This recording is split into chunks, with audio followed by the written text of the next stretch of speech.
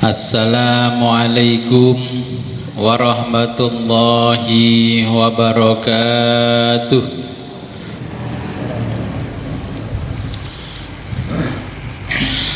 Bismillahirrahmanirrahim. Alhamdulillahi rabbil alamin. Wassalatu wassalamu ala ashrafil anbiya'i wal mursalin Sayyidina wa habibina Muhammadin wa ala alihi wa sahbihi ajma'in. Amma ba'du, la hawla wa la quwwata illa billahil aliyyil azim. Alhamdulillah, pada malam hari ini kita diberikan kenikmatan oleh Allah yang sangat luar biasa, sehingga kita bisa kembali ngaji kitab Al-Hikam. Sebelum kita mulai pengajian ini, marilah kita berkirim Fatihah terlebih dulu kepada junjungan kita baginda Nabi besar Muhammad sallallahu alaihi wasallam dan kepada mu'alif kitab Al-Hikam. Ila hadratin Nabil Mustafa Rasulullah Muhammad sallallahu alaihi wasallam wa ala alihi wa azwajihi wa auladihi wa dzurriyyatihi wa ahli baitihi wa jami'i ashabihil kiram. Al-Fatihah. A'udzu billahi minasyaitonir rajim. Bismillahirrahmanirrahim.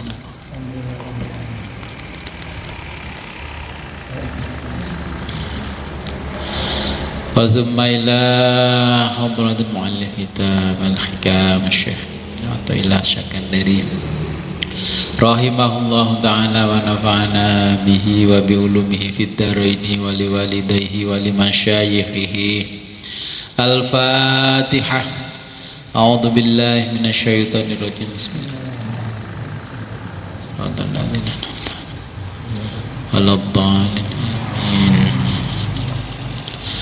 Wa thumma ila arwahi abaina wa ummahatina wa jaddatina wa usulina wa furina wa alal khadirina fi majlisina hadha. Al-Fatihah.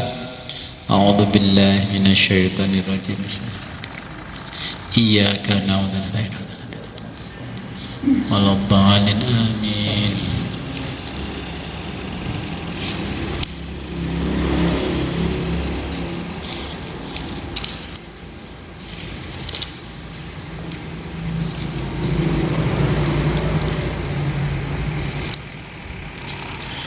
Ngantos auradaka alaika aurada alaika. Nggih. Nggih niku.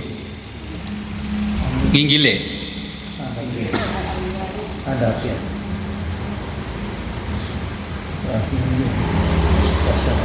Halaman pinten? 44. Anu visi itu. Nadapi aurat. An-nufus.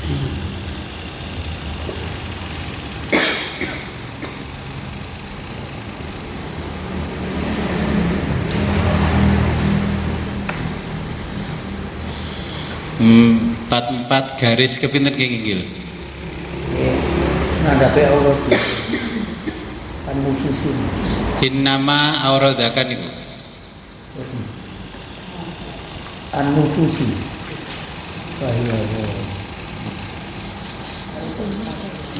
Yang delain kitab main kak lebu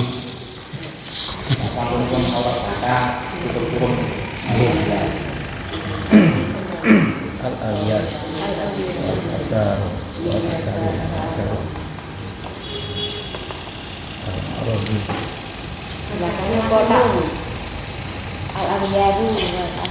al-agyaru.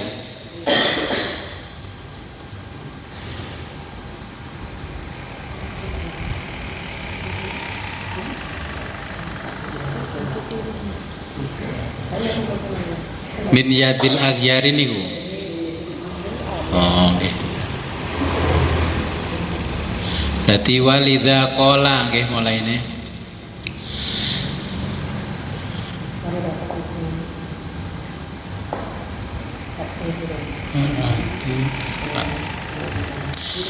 Bismillahirrahmanirrahim.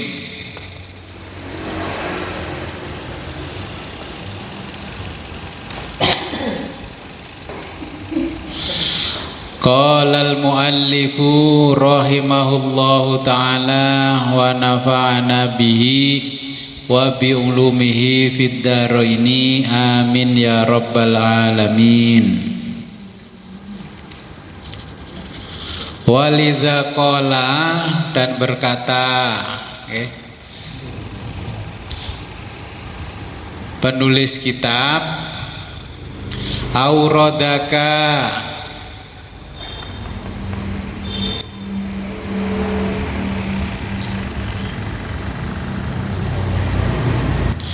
memberimu, auradaka,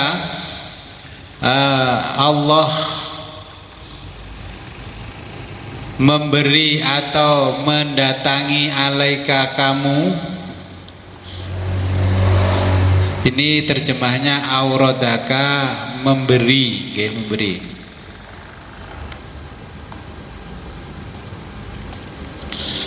Alaika kamu, alwarida, warid, atau ilmu.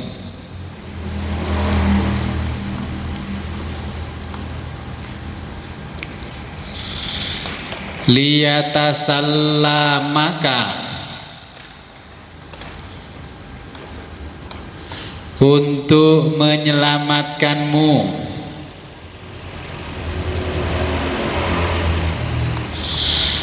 min yadil aghyari, min dari yadi cengkraman, al-aghyari selain Allah. Jadi min yadil aghyari, dari cengkraman selain Allah.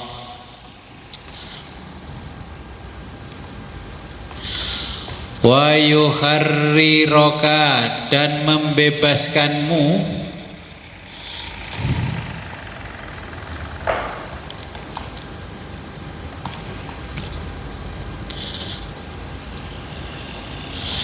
min dari rikil asari, riki perbudakan, al asari hawa nafsu,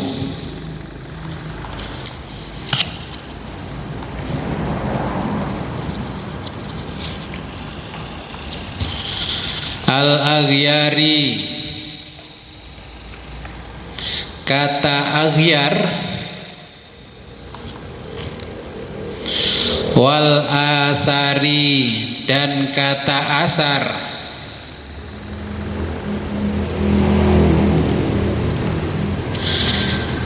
Ia adalah al-aghradu, tujuan,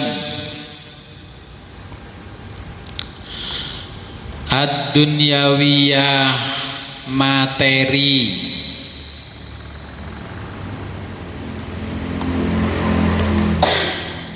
wa syahawatun nufusi,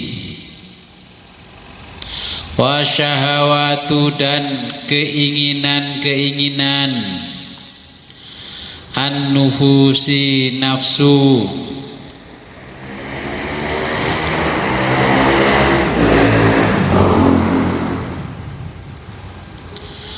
Fahia, yaitu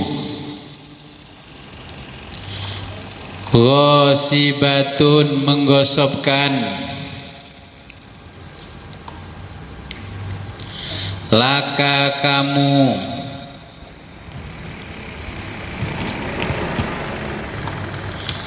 lihubbika, karena kecintaanmu,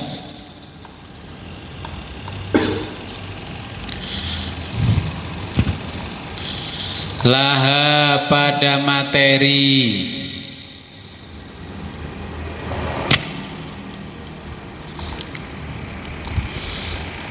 wa sukunika,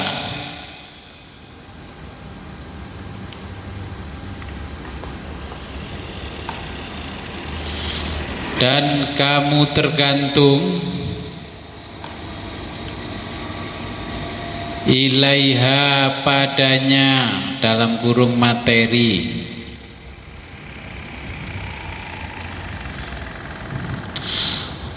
wa timadika atau wa tamadika, dan motivasimu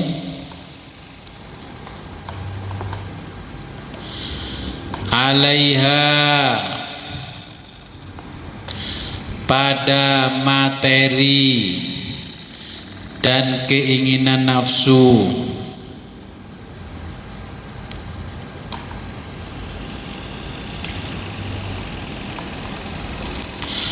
Fa'aurada, maka Allah memberi alaika kamu al-warida warid,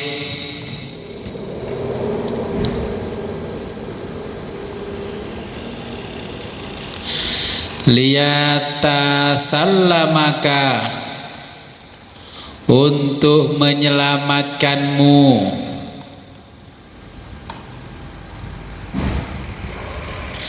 min yadi, dari tangan,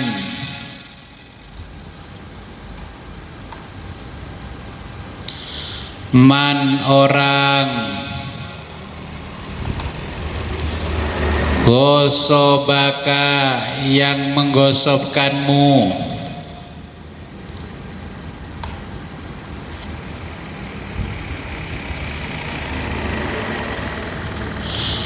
wa yukharriroka, dan membebaskanmu,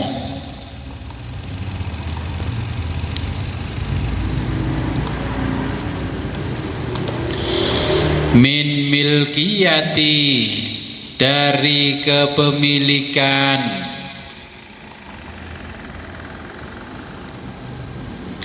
man orang,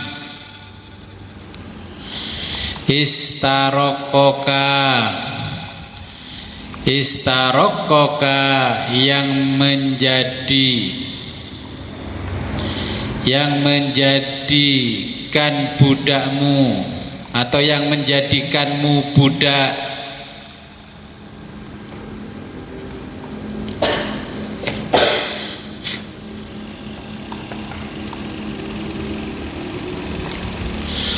Fala yakunu, maka tidak ada lagi lil makhluki, bagi makhluk,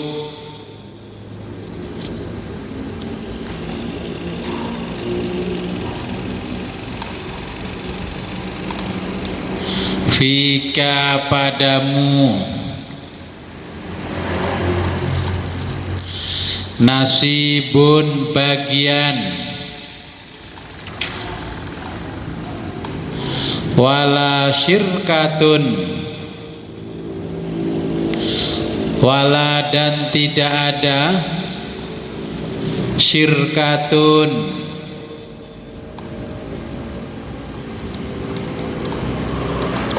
sekutu, watakunu dan kamu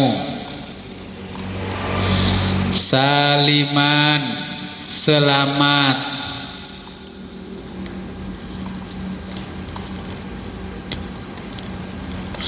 lillahi, di hadapan Allah azza wa jalla,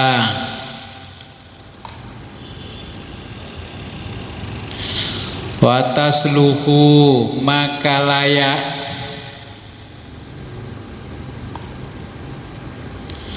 lil hudhuri, untuk hadir, ma'ahu, di hadapannya, nyanya Allah ya. Ma'ahu di hadapannya.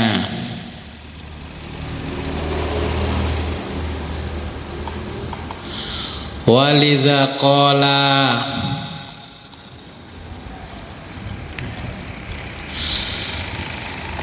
dan berkata musonef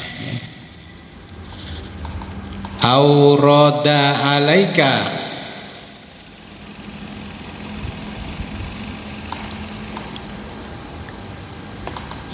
aurada mendatangkan Allah atau Allah mendatangkan alaika kamu al-warida warid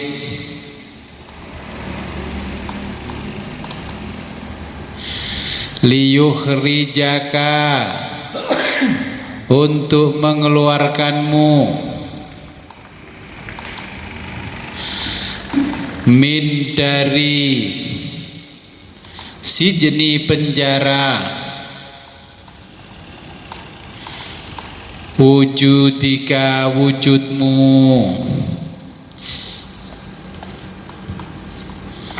Oke, saya jelaskan dulu banyak nih apa ya kewan nih.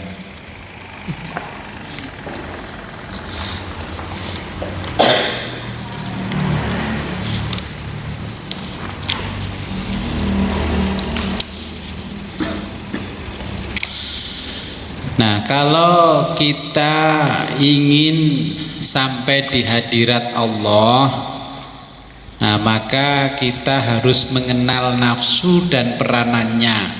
Oke. Nah, sebelum saya jelaskan, ini di dalam diri kita manusia, oke, ini ada yang namanya jasad. Jasad dalam bahasa Jawa rogo, okay. Bahasa Indonesianya tubuh. Okay. Nah, jasad ini adalah struktur paling luar pada diri manusia. Okay. Kemudian di dalam jasad itu ada namanya hayat. Apa hayat?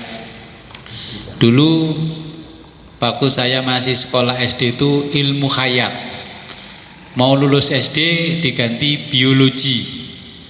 Terus dibaca biologi dibaca biologi. Jadi hayat artinya kehidupan. Nah, jadi hayat ini struktur yang ada dalam jasad manusia. Ibarat HP, ya pokoknya yang membungkus HP, casingnya inilah namanya jasad.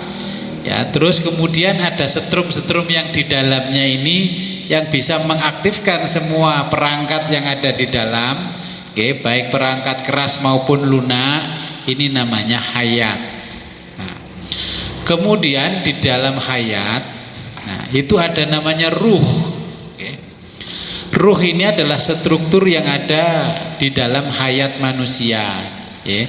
Jadi jasad. Ini adalah struktur paling luar dari diri manusia. Kemudian di dalam jasad ada namanya hayat. Nah, hayat adalah struktur yang ada di dalam jasad manusia. Kemudian ruh. Ruh ini adalah struktur yang ada dalam hayat manusia. Nah, kemudian di dalam hayat, ya, dalam kehidupan kita bisa hidup ini, bisa ngaji ini karena masih ada hayat. Okay.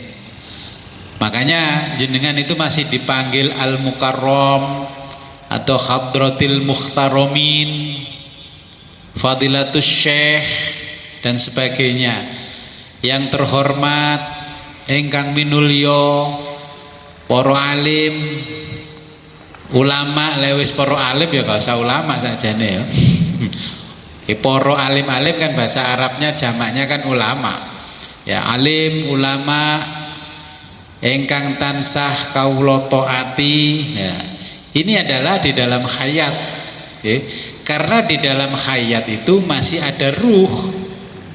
Makanya jenengan masih disebut al-mukarram, orang yang mulia. Kalau di dalam hayat ini sudah tidak ada ruh, maka jenengan dipanggilnya almarhum. Bagi laki-laki, bagi perempuan almarhumah. Apa artinya almarhum? Orang yang patut dikasihani karena hayatnya sudah tidak ada. Jadi sebenarnya hayat itu juga tidak menempati jasad, hanya bertempat di dalam jasad tapi tidak nempel di dalam jasad. Jenengan bisa nulis-nulis itu karena ada hayat. Nah, kemudian di dalam hayat sendiri ada namanya akal. Akal. Akal ini sebagai panglimanya. Kemudian ada lagi namanya nafsu. Nafsu ini sebagai pendorong atau motorik kalau guru. Sensorik motoriknya ada di sini. Kemudian ada lagi namanya kolbu. Jangan dibaca kalbu kayak orang Jakarta, nanti keliru kalau nulisnya. Karena sering baca kalbu, ketika disuruh nulis Arab bukan kof, jadi kap lam ba, jadi apa? Anjing nanti. Ada ini yang dimaksud adalah kolbu. Orang Jakarta suruh baca kolbu nggak mau, kalbu. Manajemen kalbu berarti manajemen anjing. Jadi kolbu ini sebagai raja. Raja ini penentu keputusan. Ngaji gak berarti itu penentu jenengan melangkah ke sini tadi namanya kolbu. Cuman jenengan belum bisa ketemu akal, belum bisa ketemu nafsu, ya belum bisa ketemu kolbu. Jadi apa saja yang dilakukan oleh manusia ini adalah karena dorongan hawa nafsu. Kemudian kalau hawa nafsunya mendorong, akalnya yang mencarikan solusi. Jenengan sampai di sini tadi, akal itu sudah mencarikan solusi dari kemarin. Bicarane so budal gak, terus tanya sang raja, Tuan Raja berangkat ngaji enggak? Iya berangkat. Jadi sampai di sini ini unsurnya bukan hanya satu, banyak rangkaian sehingga jenengan sampai di sini. Jadi keputusan terakhir adalah pada kalbu yang namanya raja. Kalau raja itu condongnya kepada kebaikan, maka perbuatan kita menjadi baik. Kalau condongnya kepada keburukan, maka kita akan menjadi buruk pula. Karena apa? Karena ad-dinu husnul khuluq. Ad-dinu agama, husnul khuluq adalah perangai yang sangat baik atau indah. Kalau akhlaknya jenengan lebih baik daripada saya, berarti agama jenengan lebih baik daripada saya. Nah, makanya kemarin kan saya jelaskan untuk memahami agama itu apa sih? Agama adalah husnul khuluq. Ad-dinu agama, husnul khuluq adalah budi pekerti yang baik. Nah, setelah mengerti ad-dinu husnul khuluq, maka dalam kehidupan manusia itu dibagi dua. Yang pertama, orang Islam hanya simbolis. Orang Islam simbolis itu ya hanya menjalankan simbol-simbol keagamaan saja. Waktunya temannya berjilbab ikut berjilbab, waktunya temannya pakai baju koko pakai kopiah ya pakai baju koko pakai kopiah, waktunya ke masjid ya ikut ke masjid, tapi ke masjidnya nggak sholat. Waktunya lihat konser sholawat ya lihat, tapi janjian sama temannya perempuan ketemu di sana. Nah. Oke, jadi ini orang yang menjalani hidup Islam yang simbolis.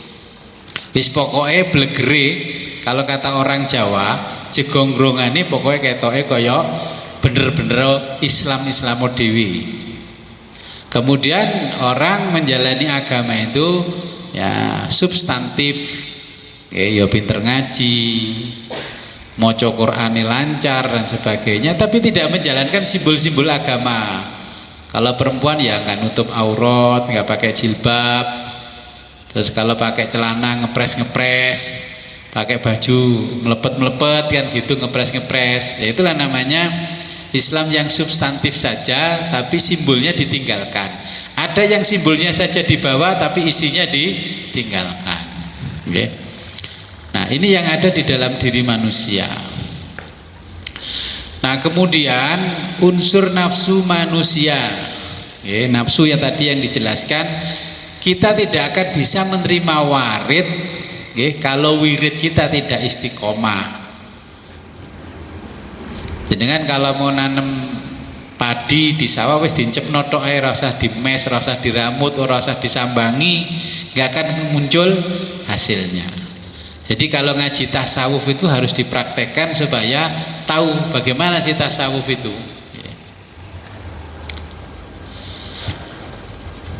Nah, nafsu ini yang pertama adalah bahaim. Bahaim ini unsurnya adalah binatang. Nah, orientasi hidupnya adalah makan, minum, senggama, plesir-plesir ya, mangan turu kelon bahasa Jawa nih. Nah, kalau orang sukanya begitu ya masih namanya di dalam dirinya yang paling kuat adalah bahaim. Suka-suka belanja yang menghabis-habiskan uang, contohnya di rumah masih punya sotil, terus ke pasar lihat sotil kok lebih bagus daripada di rumah, beli lagi, wis timbang golek-golek nang gudang angel-angel tuku ae maneh. Nah, ini berarti nafsu bahaim ya. Orientasinya adalah makan, tidur, senggama, plesir-plesir ya, belanja-belanja. Ya kalau di rumah ada kulkas, di kulkas itu masih banyak, tetap belanja. Okay.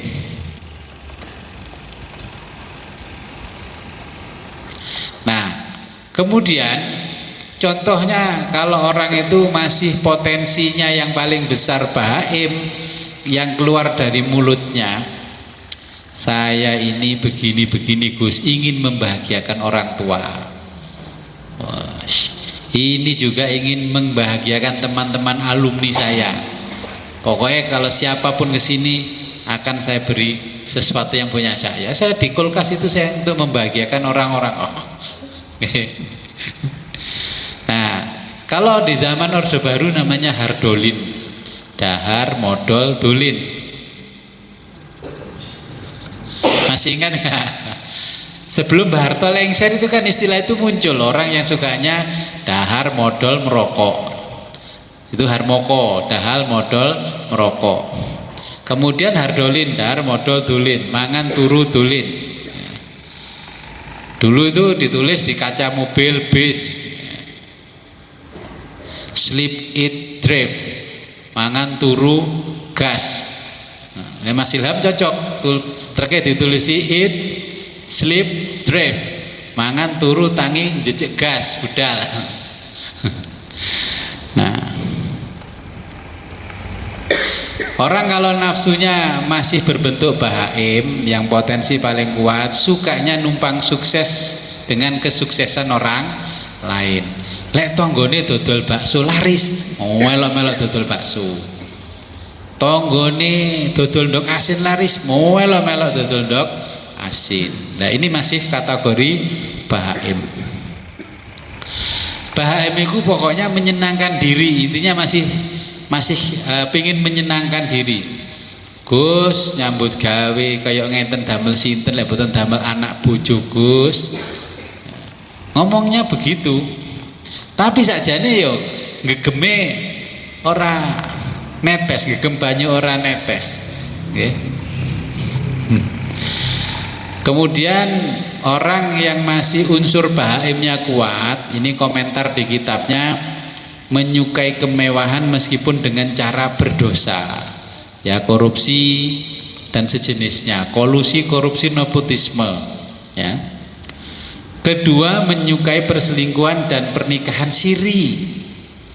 Nah, sekarang memang tidak selingkuh, tidak pergi kemana-mana, tapi video callan sama orang lain. Cowok video callan sama cewek lain. Nanti kalau ada suaminya datang, ntar dulu ya, ini papanya anak-anak datang. Begitu juga sebaliknya, yang laki-laki, ntar dulu ya. Ini karena masih bahaim. Kemudian dampak negatif pada kehidupannya kelak adalah ketidakbahagiaan dan keberkahannya akan dicabut oleh Allah dalam kehidupannya.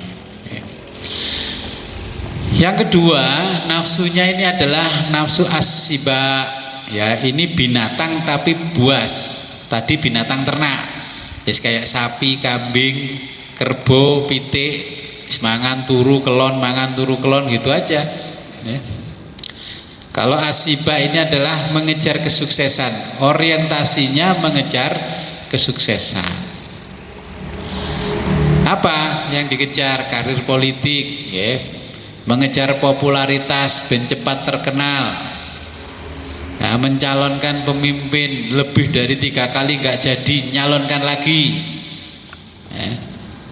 Loh, ini nggak nyindir, bukan, ini memang dijelaskan di kitab. Pokoknya kalau ada orang nyalon ke lurah gak dadi, nyalon meneh sampai dadi, nyalon meneh sampai dadi. Saya kalau ada orang berani begitu, saya acungi jempol 10. Hebat orang ini, tahan banting. Dan dalam kurung uangnya pasti banyak.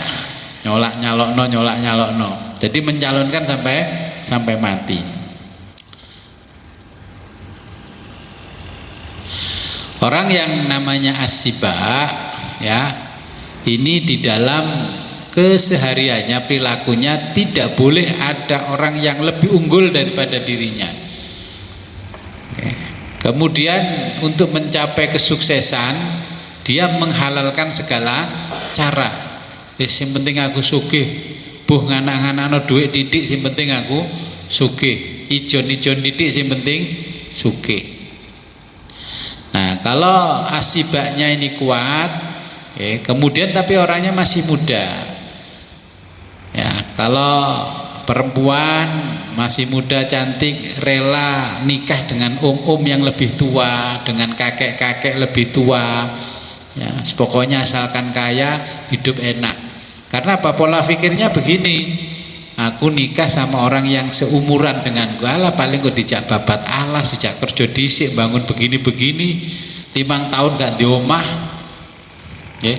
Ini pola pikir yang sekarang terjadi. Kenapa asiba? Karena makannya ini lebih besar daripada ibadahnya. Ya. Laki-laki juga sama, anak-anak yang muda itu lebih menyukai tante-tante.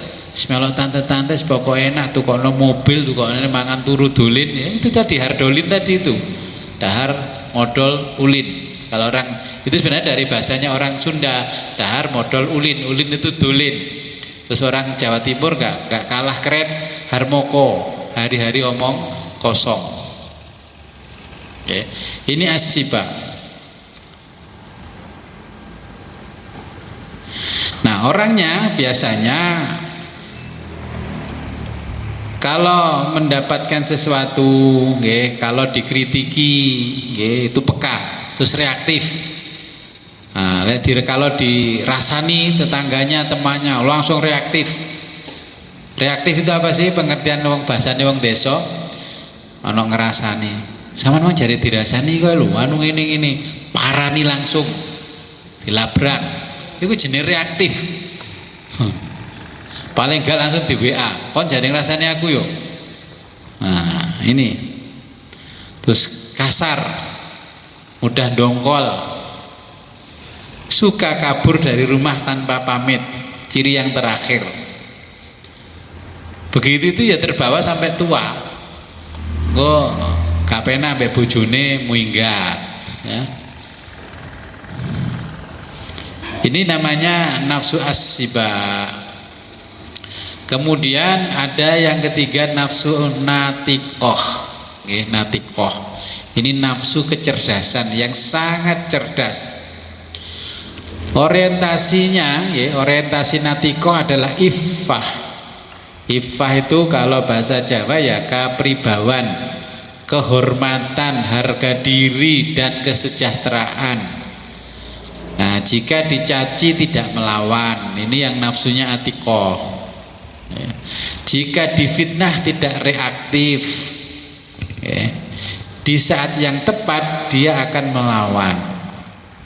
Nah, ucapan mulutnya orang yang punya nafsu atikoh itu begini, Saya dihina-hina, diam. Saya difitnah-fitnah juga, diam. Saya dikatakan plonga-plongo juga, diam. Saya dikatakan kelemar-kelemar juga, diam. Di sini sekarang saatnya saya akan membalas. Ya enggak? Ini nafsunya Atikoh. Nah, saya kalau mendengar orang bicara begitu, oh iya, ada memang sosok orang yang dihina-hina santai saja. Ternyata dari awal saya memprediksi orang ini punya nafsu namanya Atikoh. Kecerdasannya luar biasa. Karena apa? Kalau sudah nafsunya Atikoh, otak kanan, otak kirinya seimbang. Oke, karena dia menjadi orang yang menjaga kehormatan jabatannya, dirinya semuanya. Dibilang orang kelemas menengai. Ya, orang ini mampu mengelola Atikoh yang memiliki kecerdasan emosional yang luar biasa. Akhirnya kalau pendekar begini, ada orang lain nih nggak usah melawan saya, lawan dulu muridnya. Nah, kalau sudah bisa ngalahkan muridnya, baru gurunya. Kalau sekarang kan karena nafsunya Atikoh, jangan lawan babinya, bapaknya, lawan dulu anaknya. Kalau bisa ngalahkan berarti lawan dulu, lawan bapaknya. Akhirnya yang nangis kan neneknya. Loh, ini orang nafsunya Atikoh luar biasa. Dia mampu menjaga kehormatan dirinya, kehormatan jabatannya, kehormatan segala-galanya. Di saat yang tepat melawan. Ini namanya kalau terjun di dunia politik namanya mainnya cantik, bukan nusuk dari belakang. Kalau nusuk dari belakang namanya as-siba, ya. Kalau suka melikung ya namanya bahaim.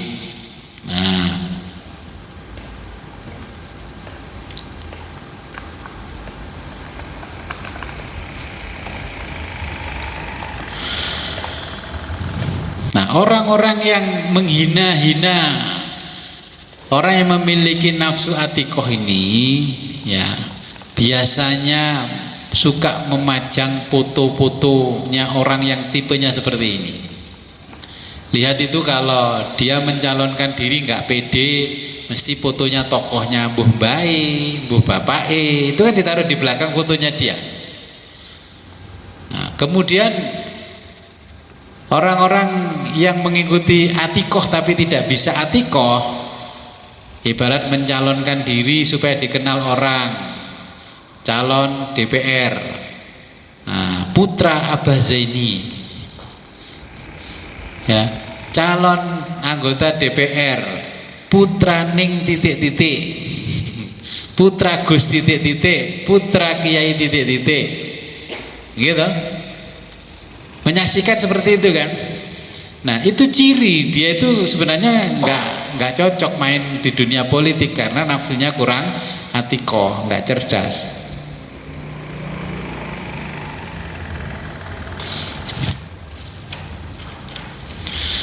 Nah, setelah itu kita harus paham rute yang dijalani nafsu kita. Oke, rute yang dijalani nafsu kita yang pertama adalah perut. Perut ini adalah rute awal perjalanan nafsu. Makanya untuk mengendalikan gejolaknya nafsu, Allah itu memerintahkan kita untuk puasa Ramadan. Orang kalau lapar karena puasa, jangan catat ya, lapar karena puasa, bukan lapar karena sengaja nggak makan, karena tujuannya diet ya. Ini bukan, ini lapar karena puasa.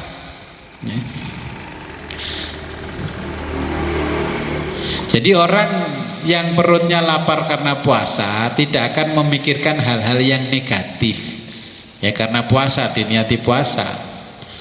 Orang yang hanya memikirkan kepuasan perutnya akan berpikir negatif. Kalau puasa, ya, dia bisa meninggalkan hal-hal yang negatif. Kalau tidak puasa, makan aja malah pikirannya negatif. Loh, kan memang gak oleh undangan atau gak berkat, gak diundang nih, embuh. Nah, negatif, nggak usah negatif itu karena urusan perut. Setelah dari perut turun ke kelamin. Nah, kalau perut kenyang, kelamin mulai aktif dan reaktif. Oke, ini kalau kenyang. Kalau lapar, puasa kan nggak bisa aktif reaktif, nggak bisa. Makanya dulu ketika Nabi didatangi para pemuda yang mengadukan dirinya mau menikah, ya, pemuda yang terakhir kan, saya nggak punya apa-apa ya Rasul, belum siap untuk menikah. Ya sudah, kalau begitu puasa saja. Puasa itu tujuannya adalah untuk mengendalikan hawa nafsunya. Karena apa? Nafsu mulai mengantar libido kalau kita kenyang. Oke, kalau kita kenyang itu nafsu mulai mengantar kekuatannya, namanya libido itu.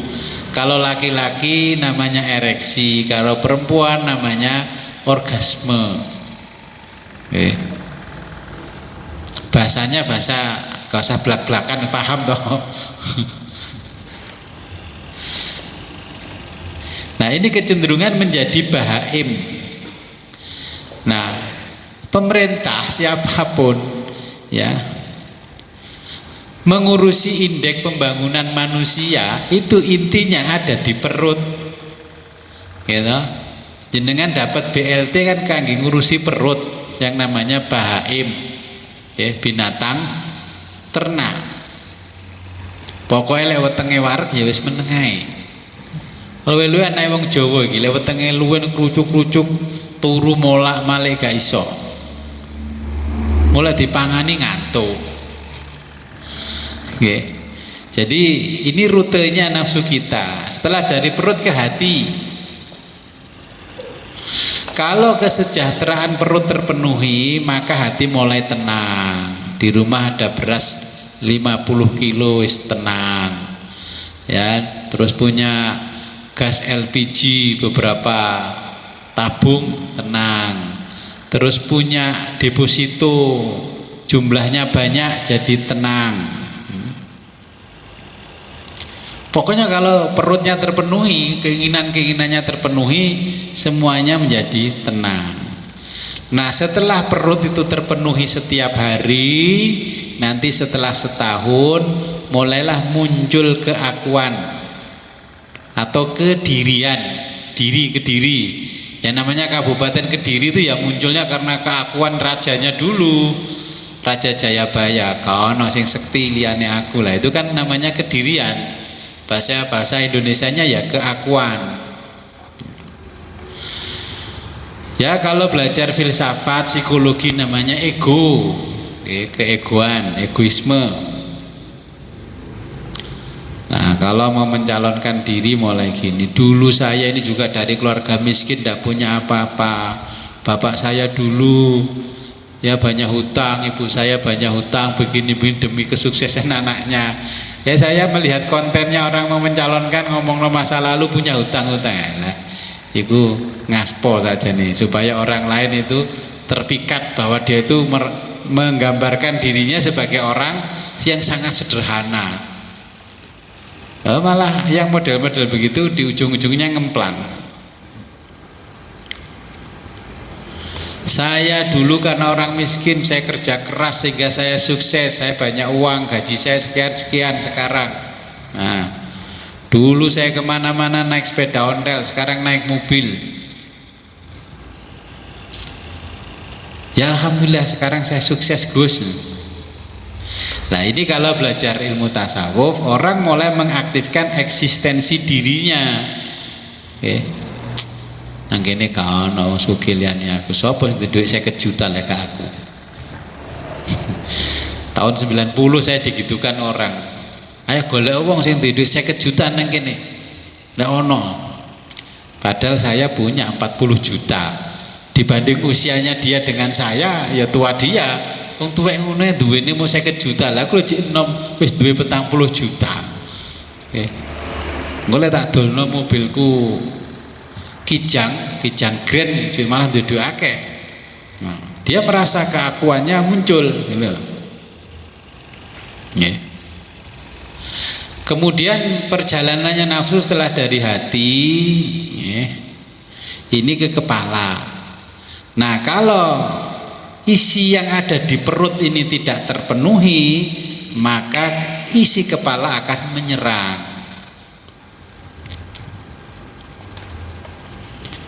Menyerangnya dengan apa? Nah, pasukannya iri, dengki, serai kalau orang Jawa, cemburu, cemburu sosial, hasut, provokatif, ya.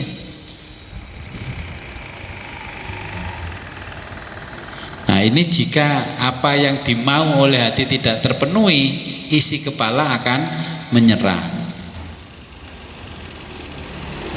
Maka hatinya mengatakan begini, loh, arekku kok iso ya, kok aku gak iso. Loh, orang itu kok bisa.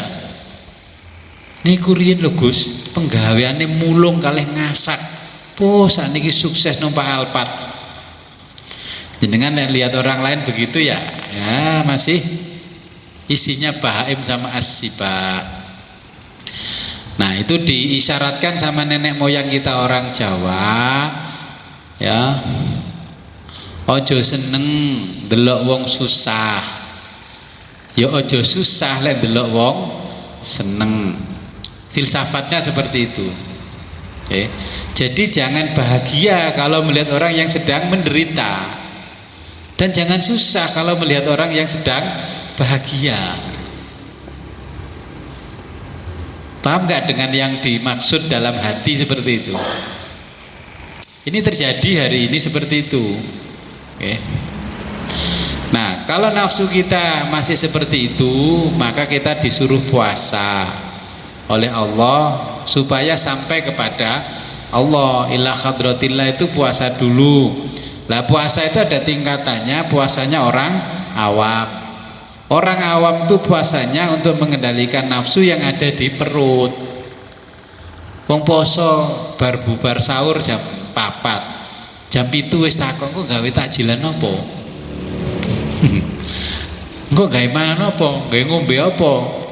Minum es ini. Lah, itu hanya mengendalikan isinya perut. Nah, kalau yang dikendalikan isinya perut, orang itu sering mengatakan kalau tidak maksiat itu tidak keren. Kula niki dereng saged bah tobat bah kanca-kanca niki tasih ngeten bah. Gitu. Tapi ngeten niki kula isin sakjane bah kali tiang-tiang niku ngeten-ngeten bah. Nah, itu. Jadi kalau enggak maksiat enggak keren, dan dia berbuat maksiat itu menjadi satu kebanggaan. Karena ada itu orang yang menceritakan ndableke ini menjadi kebanggaan. Nah, ini kalau puasa masih memikirkan isinya perut. Bahkan gak poso ya melok riyo. Ya. Kalau ditanya, "Lek, lah apa ngecet-ngecet omah lho iki persiapan riyo?" Lah memangnya kon ya poso ta? Oh, masih gak poso ya menghormati golek riyo. Nah, kemudian yang kedua, puasanya orang khos, orang yang VIP ya, very important person. Ini untuk mengendalikan isi hati ya. Kata nafsu, tidak beribadah adalah maksiat. Tidak berbuat baik tidak keren.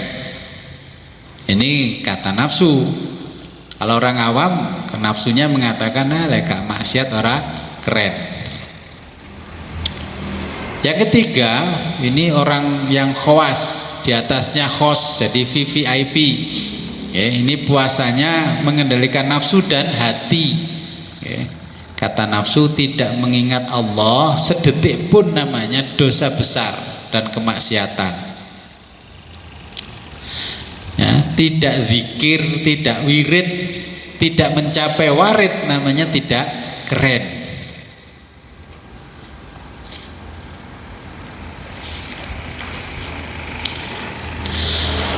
Kemudian kalau orang sudah puasa, makanya jenengan dulu kan waktu ngamalkan Dalailul Khairat puasa 3 hari. Ini supaya bisa mengendalikan situasinya nafsu. Lah, di dalam diri kita itu ada namanya nafsu al-ammaroh.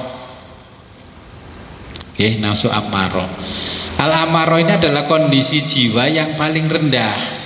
Orang merasa nyaman dalam keburukan dan kemaksiatan. Kalau nyambut gawe lek dalane kewenceng niku lho Gus, rezeki mboten saged kathah nggih. Lek kula nyambi-nyambi bantar togel niku lho. Wis rezeki ki pundi-pundi ono ae. Nah, akhirnya orang ini nyaman dalam kemaksiatan dan keburukan. Dodolan kafe ini gak patek rame, tapi kok warare betah nang kono ya. Ternyata si penjual kafe, penjual kopi di kafe itu juga jualan slot, main game online yang bisa ditukar uang, menang transfer. Nah, ternyata ngopi cuman 2.000, beli slotnya itu minimal 50.000. Nah, ini situasinya al-amarah. Tapi mulai anak kecil sampai orang tua ya ada di situ. Padahal MUI berfatwa demi kemanusiaan boikot produk-produk Israel. Itu semua yang digandrungi orang itu produknya dari sana. Nah, ada ubah-ubah ngangge klerak napa rinso. Produk Jawa asli ya klerak kuwi lho. Rinso niku wae Unilever. Kayak iku tinggalane Londo. Lek Londo iku kan ya anak turune wong Yahudi. Niku sing sampean dep niku lho ngombe menghilangkan dahaga ini. Padha ae. Banyak tadi kemarin itu ketika ada boikot saya di WA orang, gimana Gus, gimana ini ya gak apa-apa, omben tetep omben. Oh, nanti saya bilangi gak usah beli. Dari dulu saya bilang cintailah produk Indonesia. Ya gak percaya. Ya produk Indonesia itu lek muter udah motor direm cit, itulah produk Indonesia. Lah produk-produk yang mereka tuh pahit gak kerungu. Piye dene kayak ngoten jenengan. Ya, nafsul amarahnya masih kalah. Kemudian situasi yang kedua namanya nafsu lawamah, an-nafsul lawamah.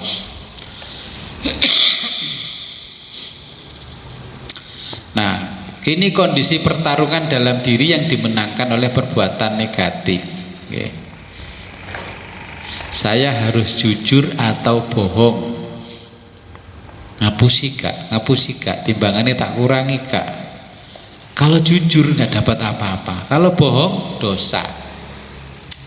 Kak popo ngapusi titik ae wong enek pintu tobat ae. Malah saiki kak pintu tobat gak patek kanggo, ono hijrah. Hijrah ae ya. Sudah nggak apa-apa bohong-bohong dikit, yang penting menang dan untung.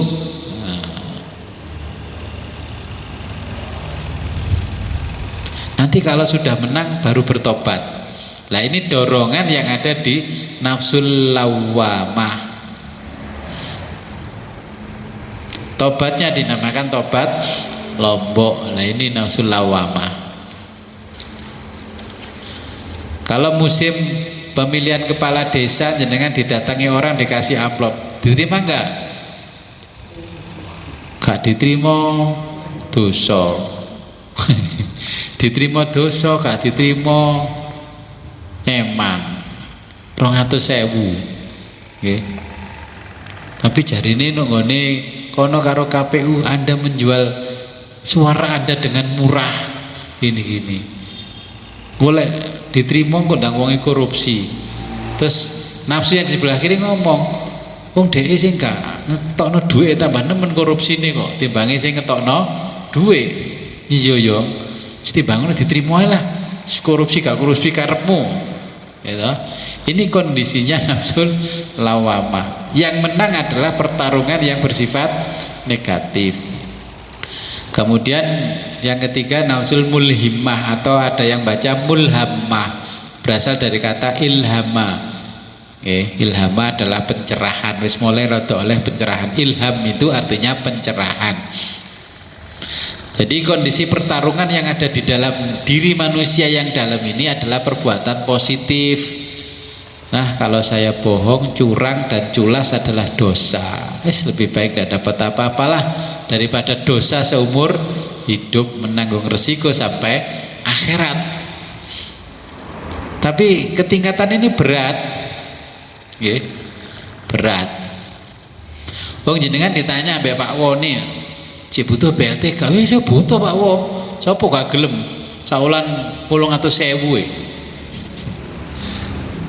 saya tawarkan begitu, mau BLT mau ini, oh mau Pak, mau Pak. Padahal punya mobil Grand Livina baru. Walau tanda tangan ben oleh beras. Ya, istri saya bilang itu loh ini, nafsul lawamah. Isine weteng, padahal duwe mobil Grand Livina anyar. Sing siji malah mobil Innova anyar. Itu lo masih mau menerima begitu, berarti jenengan belum bisa naik ke nafsu namanya mulhimah. Wis cukup berhenti di lawama. Lo tapi jenengan saya stiker lo di depannya pun enggak apa-apa Pak. Saya Pak jelaskan panjang lebar tetap enggak apa-apa. Terakhir ada pengumuman lagi, wah nanti ada yang dapat ini belani ke sini hanya minta tanda tangan. Wah, jadi memang isinya lawamah. Nah, kalau mulhimah tidak seperti itu. Dia sudah merasa cukup, dia tidak melanjutkan yang seperti itu. Sebagai contoh begini, saya dulu ketika mau hijrah ke sini, listrik saya ini kan 2.200, kalau nggak 2.500, 2.200. Saya pergi ke Ngoro karena apa? Rumah ini belum saya renovasi, habisnya sudah 800.000. Ya apa ya 800.000 lah, saya yang bayar ya kroso 800.000. Akhirnya saya pergilah ke PLN Ngoro. Pak, kalau Bapak mau menurunkan daya enggak apa-apa, bisa, saya boleh minta anunya KTP-nya. KTP saya terus diklik nik saya, terus layar monitornya komputer dibalik ke saya. Pak, ini ada grafik begini-begini Pak. Bapak enggak bisa kalau minta diturunkan menjadi 900, enggak bisa, apalagi 450. Loh, terus gimana?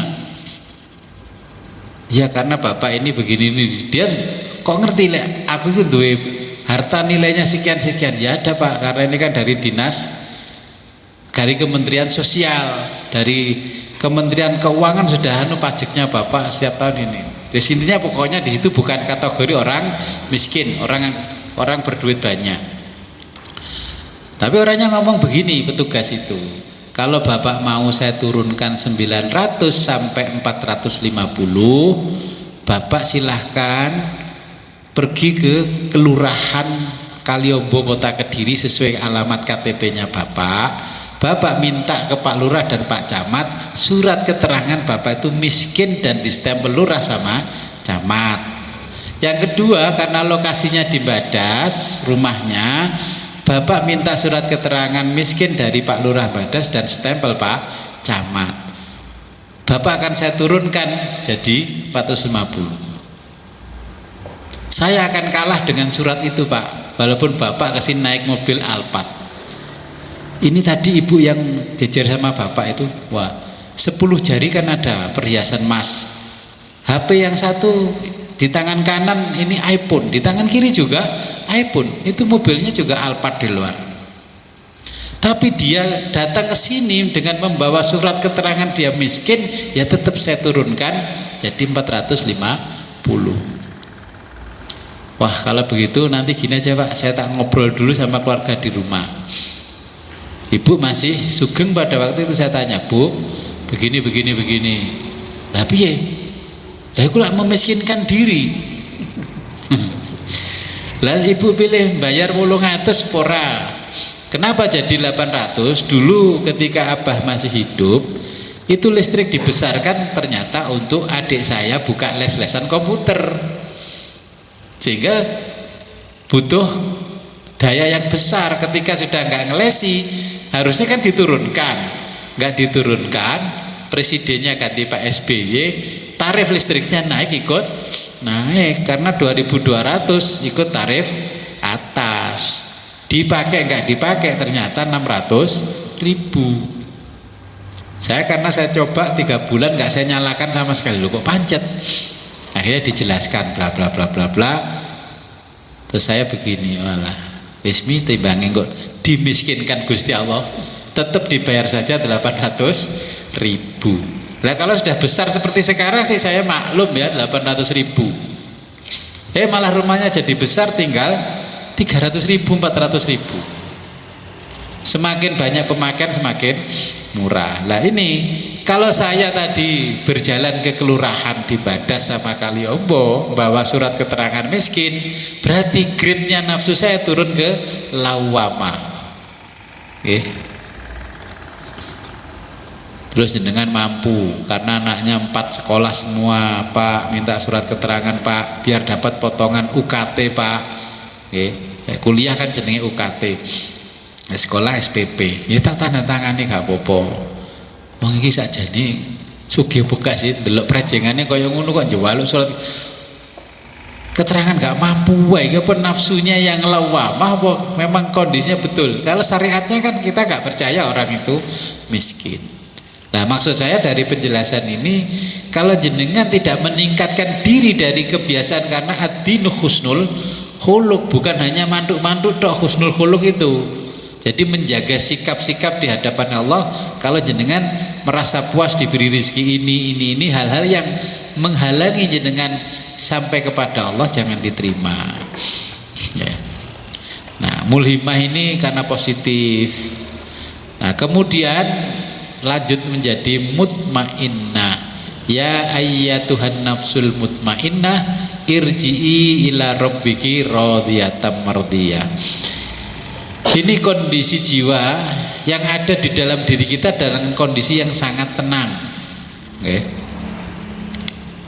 Dia mendapatkan godaan apapun, walaupun godaannya istimewa, tidak akan menerima. Bah, monggo to bah, mboten enten pantes dadi takmir nek mboten jenengan bah. Bayangkan godaannya istimewa. Niki jenengan dipandang tokoh ngeten bah, mboten ten tiyang alim nek mboten jenengan bah. Dia digoda seistimewa apapun. Jenengan lek purun ken tasih angsal gaji samenten bah. Jenengan setiap tahun mangke berangkat haji gratis bah. Pokoknya istimewa semua lah, mengangkat derajat. Diterima gak. Kalau nafsunya masih lawamah ke bawah, mulhimah ke bawah, itu masih mikir terima gak yo. Terimoin Pak, kesempatan gak datang 2 kali. Wong sing nulis apa sing nyensus ya aku apa tanggekno laporan sing apik sensusé sampean Pak. Jadi ini godaan yang luar biasa. Jadi tidak, kalau sudah sampai kepada makomnya mutmainnah, dengan cara apapun tidak tergoda. Ditokohkan, terus diberi fasilitas.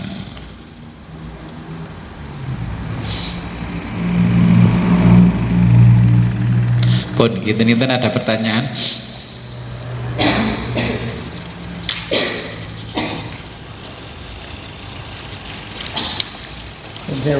Nggih, mirip karena memang yang dibahas nggih mirip. Itu apa sing nerangkan tentang warid. Menurut pasang warid ini yang sedang wirid. Wirid itu adalah amalan-amalan yang jenengan lakukan. Akhirnya membuahkan hasil dari amalan wirid itu namanya warid. Oleh wiridan ya alamal ghuyub, ya alamal ghuyub, dadekno motone padang. Hal-hal yang tidak bisa dilihat orang biasa akhirnya bisa melihat. Warid. Nah, kemudian biasanya kita nggak peka jadi peka. Terus aku biasanya lek ngene iki mesti ate ngene. Akhirnya kan dia peka, diberi tanda-tanda oleh Allah dari hasil wiridnya. Orang kalau mendawamkan membaca sholawat, dia akan dimudahkan rizkinya. Wiridnya mengamalkan sholawat terus tiap hari, lah hasilnya rizkinya dimudahkan oleh Allah. Itulah namanya warid.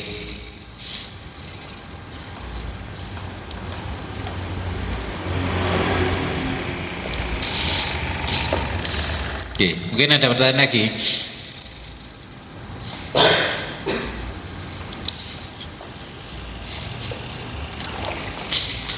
Ya, hampir sama, karena kitab tasawuf itu ya sama, cuman cara Syekh atau ilasakan dari menjelaskannya berbeda dengan Imam Ghazali, tapi materi yang dijelaskan sama.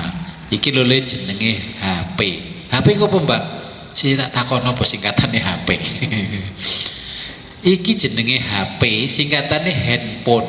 Hand tangan pun, telepon di tangan.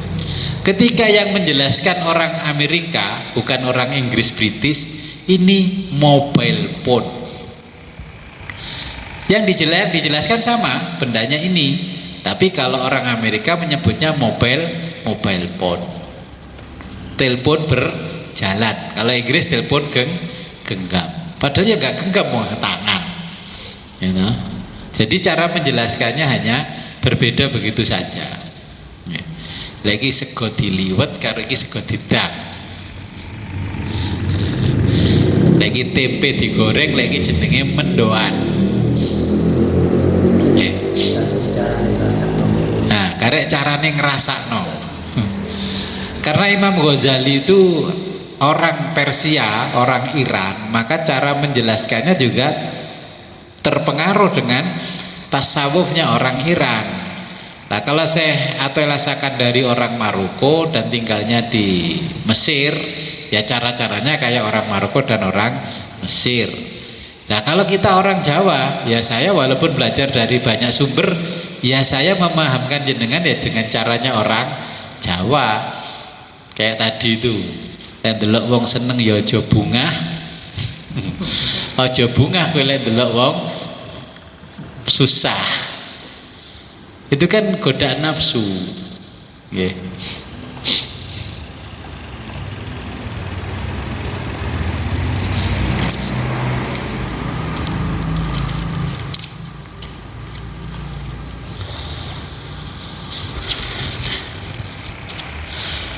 Kalau kita sudah mengenal nafsu dan peranannya seperti tadi, yeah, jenengan harus belajar namanya rosail. Ya, rosail itu risalah, ya kan ada risalah Kusairiyah, risalah Muawanah, macam-macam lah risalahnya. Karena kita sudah menulis di sini manhajnya Imam Al-Ghazali, maka rosailnya yang saya baca ya Imam Ghazali. Karena jenengan mayoritas NU, oke, saya baca juga rosailnya Junaidi Al-Baghdadi. NU itu di bidang tasawuf kan mengikuti Junaidi Al-Baghdadi dan Imam Al-Ghazali. Jadi Syekh Junaidi Al-Baghdadi dan Imam Ghazali. Maka saya bacakan manhajnya seperti itu. Karena ad-dinu husnul khuluq, agama adalah budi pekerti yang baik. Nah, orang yang menekuni tasawuf harus selalu ridho, sabar, tidak pernah ngeluh. Alah cek panas titik wis bau bingung golek kipas. Dan tidak pernah protes, tidak pernah pelit, ya tidak reaktif.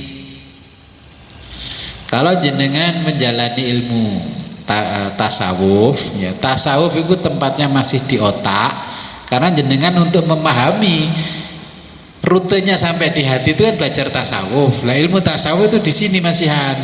Dan nanti kalau sudah paham berarti pindah ke hati. Ini namanya sufi. Cek belajar ngaji. Qolal musannif, qolal mu'alif di sini masih nanya tasawuf.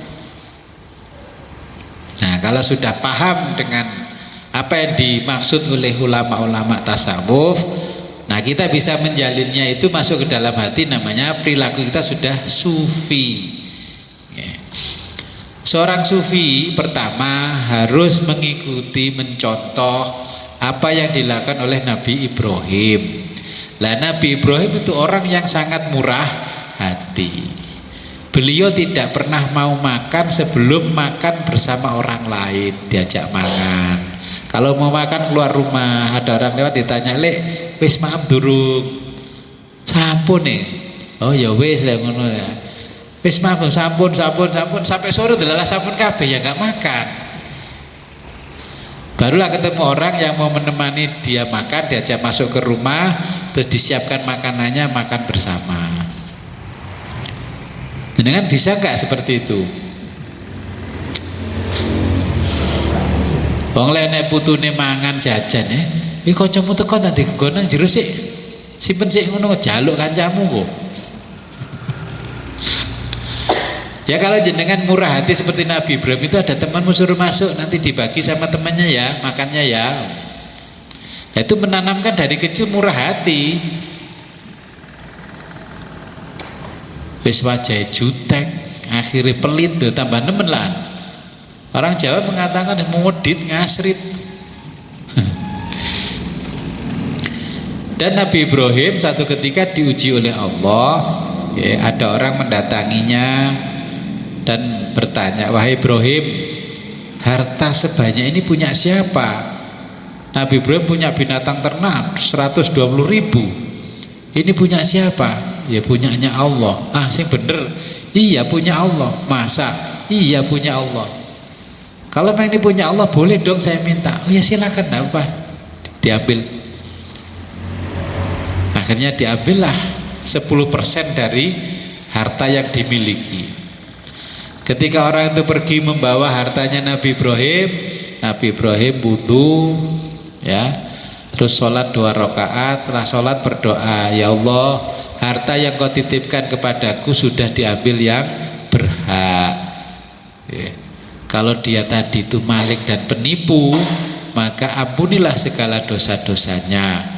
Jadikanlah perbuatan mencuri dan menipu itu menjadi perbuatan dia yang terakhir kalinya." Alah jenengan kalau kehilangan sandal nang masjid ana CCTV ini apa gak takok takmir, "Pak takmir, bisa gak bukakan CCTV itu, siapa yang ambil sandal saya?" Jadi kalau jenengan mau menjalani kehidupan yang sufi, ya murah hati seperti itu. Kalau ada barang milik jenengan yang hilang, ya sholat 2 rakaat, ngomong kepada Allah, mengadu seperti itu redaksinya. Baru syarat syariatnya ke Pak RT RW, Pak Lurah, ke polisi bahwa motor saya hilang. Apabila nanti ada yang menyalahgunakan, kan jenengan sudah pernah lapor. Kalau penyalahgunaannya setelah tanggal lapor, berarti jenengan tidak apa-apa. Kok suwi gak laporan? Delalah ada orang yang menyalahgunakan barulah lapor. Jenengan dianggap oleh polisi memfasilitasi kejahatan, ikut serta. Jenenge basa Jawane kong kali kong, turut serta dalam melakukan kejahatan, bersekongkol. Ya. Itu dan menurut hukum. Makanya tetap kita lapor polisi bahwa benda kita, harta kita hilang, tapi tidak perlu ditangisi. Karena kenapa seperti itu? Nabi Ibrahim itu hatinya tidak pernah terpaut dengan dunia dan materi. Nah, tidak lama kemudian akhirnya Nabi Ibrahim diganti 10 kali lipat oleh Allah. Jenengan kena wereng kira-kira swabat perang. Pun 3 tahun Gus mboten panen.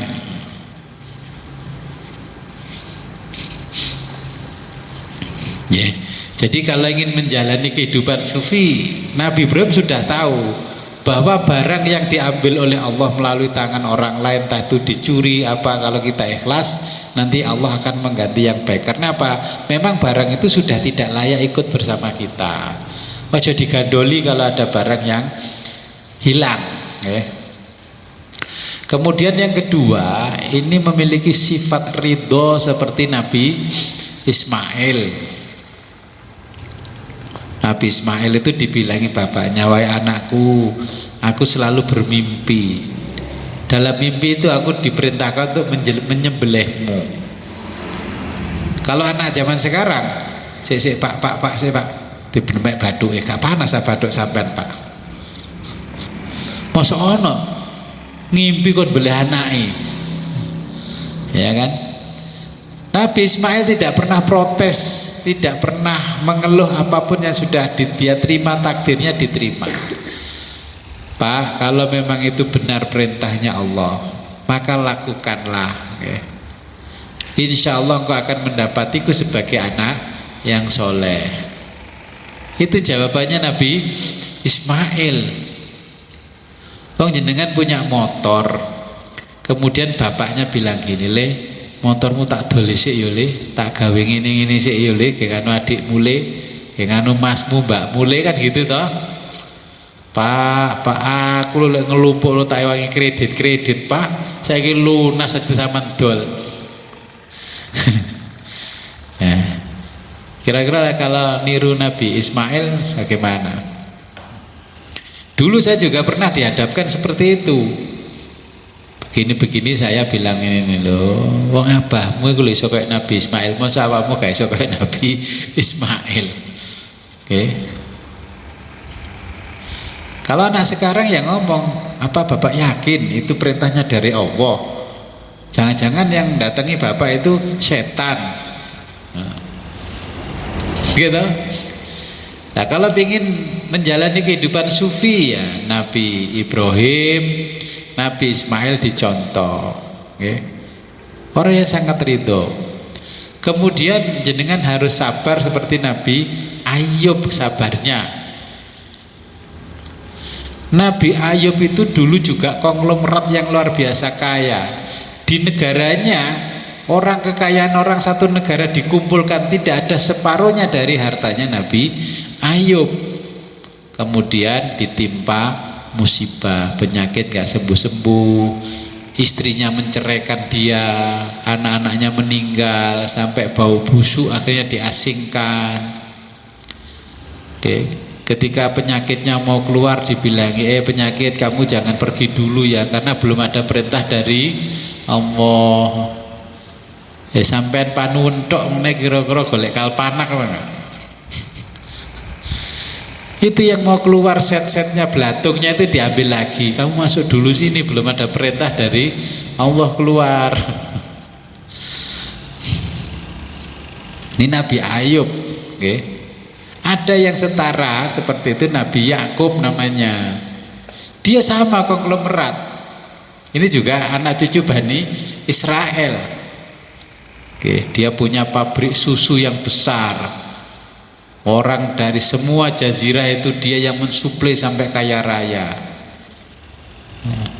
Dia disuruh bapaknya ya mendatangi pamannya supaya dinikahkan dengan anak pamannya.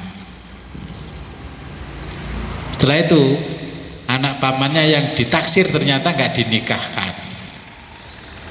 Kata pamannya, kamu boleh, nanti akan saya nikahkan dengan anak saya, dengan syarat kamu harus bekerja di pabrik saya selama 7 tahun. Setelah berlalu 7 tahun dia nagih, naksir adike ternyata dikei Mbak Yuni. Tuh paman, dulu kan yang dijanjikan kan adiknya, kenapa kok kakaknya? Loh, adat istiadat di sini gak oleh ngelangkai Mbak kudu Mbak dhisik. Dia mau mangkel, mau dongkol meneng, terus dia tidur, ternyata mimpi dipakein orang dengan mahkota yang sangat besar. Ternyata 7 tahun kemudian dipanggil sama pamannya, karena sudah 7 tahun berlalu kamu sabar, maka adiknya sekaligus aku nikahkan ke kamu. Tapi karena syariat pada waktu itu boleh nikah adiknya kakaknya boleh dinikahi. Kalau syariatnya Nabi Muhammad kan tidak boleh. Akhirnya jadilah raja, sampai turun temurun jadi orang kaya. Jadi jenengan kalau menyukai sesuatu ternyata tidak diberikan yang paling disukai, mangkel enggak? Alas Pak lek ngapusis mulai. melok pakde tiwas tak wangi nyambut gawe pabrik sampai gede. Ternyata setelah pabriknya besar dan kaya raya diberikan kepada Nabi Yakub. Orang ini disuruh kesabarannya. Kalau Nabi Ayub kan disuruh sabar karena penyakitnya. Ini sabar di PHP. Dipikir pamannya mem-PHP dia, tapi memang karena sama-sama Nabi. Ini dia sabar. Nah, kemudian yang keempat, ini kita harus meniru Nabi Zakaria. Kalau ngomong tidak boleh belak-belakan. Kita harus bisa menyampaikan segala sesuatu dengan namanya simbolis. Tahu simbolis? Ngomong bahasanya kudu sanepan. Ibaratnya begini, kalau jenengan punya anak besar terus pamitan, Pak, aku mau menikah sama si Anu, begini-begini, menurut Bapak bagaimana? Jenengan kan tahu bibit bobot bebetnya seperti ini. Le gak ono ta arek ayu liyane kuwi lele. Oh gak ono, Pak. Iku cinta mati, Pak.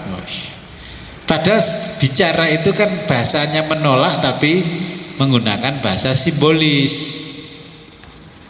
Ya lek jare bapak ya golek liyane le. Jenengan gak boleh ngomong le. Nom-nomane bapak iku nom akal. Gak salah arek iku biyen iku anak duduk karo bapak le. Loh, kan membuka aib orang kan gak boleh. Makanya ngomongnya bapak itu atau ibu yang ngomong.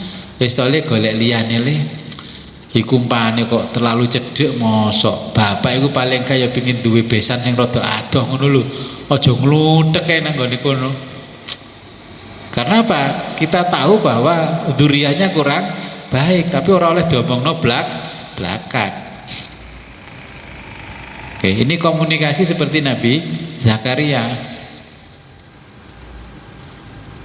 Nah, inilah kalau bahasa ilmu komunikasi namanya dibutuhkan creativity ya, atau creative imagination. Jadi jenengan harus punya imajinasi yang anak ketika bicara seperti itu meyakinkan anak dan anak tidak mutung. Maupun terus anaknya kuliahan, sarjana, S1, S2. Pak sampean wis ketinggalan zaman. Wah. Terus akhirnya bapaknya ngomong, "Lah tapi biyen wasiate mbahmu iku yo lek rabi desa iki gak oleh le." Dudu wasiate Kanjeng Nabi ya, Pak. Bagaimana dikejar begitu terus? Ya wis karepmu lek gak manut bapak. Tapi kita dilarang melanjutkan kalimatnya. Kowe lek gak manut bapak enek sorone aja sambat loh. Itu gak boleh. Ya wis kowe lek gak manut bapak, ya wis lek anu kapan nglamare. Ya kan? Nah, satu ketika akhirnya menikah terjadi betul, sekian tahun kok nyambut gawe angel, donya tambah entek, ngelmune tambah kok gak payu, lulusan sarjana S2 nglamar rono rene kok gak iso ketompo, kalah sing ambek arek gak patek pinter. Akhirnya mengadulah bapaknya. Makane to lek diomongi wong tuwek kuwi kudu manut. Wong tuwek iku wis akeh makan garam di laut, asap di gunung. Ya, ini kan bahasa sanepan kinayah, ya. Gak boleh menjelaskan. Saya juga pernah mengalami hal serupa. Mbah saya dedes, kenapa sih Mbah? Anak putune jenengan king jalur yo gak oleh nikah karo iki. Wis pokoke gak oleh. Tapi kan saya nggak memaksa Mbah, tapi saya selidiki sendiri. Karena apa? Saya pandang wong anak putune wayu-wayu gak oleh dinikahi. Nggak taunya anak yang cantik-cantik itu bukan dari bapaknya. Karena bapaknya tidak bisa, bahasa gampangnya mandul lah. Akhirnya orang lain yang mengerjakan, tapi dia tidak mau cerai atas izin sama suaminya juga. Nah, seperti itu. Ternyata orang tua yang paham. Jadi bahasanya harus simbolis. Yang kelima harus uzlah. Uzlah seperti Nabi Yahya. Orang yang menekuni tasawuf harus menjauhkan sedikit dirinya dari kerumunan dan keramaian dunia. Kalau jenengan berorganisasi, ojo mati-matian, sekali-kali harus keluar dari organisasi itu. Karena apa? Kalau kita terus-menerus berada di dalamnya, kita nggak akan bisa membedakan mana yang baik, mana yang buruk. Karena kita sudah masuk di dalam satu sistem. Uzlah ini bukan ke gunung, bukan ke gua-gua, terus nepi, enggak. Ya memang orang dulu itu kalau uzlah ya pokoknya meninggalkan rumah. Meninggalkan rumah agak lama. Wah iki ambek bose wis ilang gak ono wis gak apa ngene. Setelah ditinggalkan ternyata kita tahu, oh arek-arek ternyata legane aku ngene kelakuannya. Kan baru tahu. Kalau jenengan tidak uzlah nggak akan bisa menemukan. Nah, kita harus uzlah. Uzlah itu muhasabah atau merefleksikan diri, Makanya kalau sudah 3 tahun di dalam satu organisasi, ya sekali-kali harus keluar. Biar kita tahu kekacauan suasana hati itu bagaimana.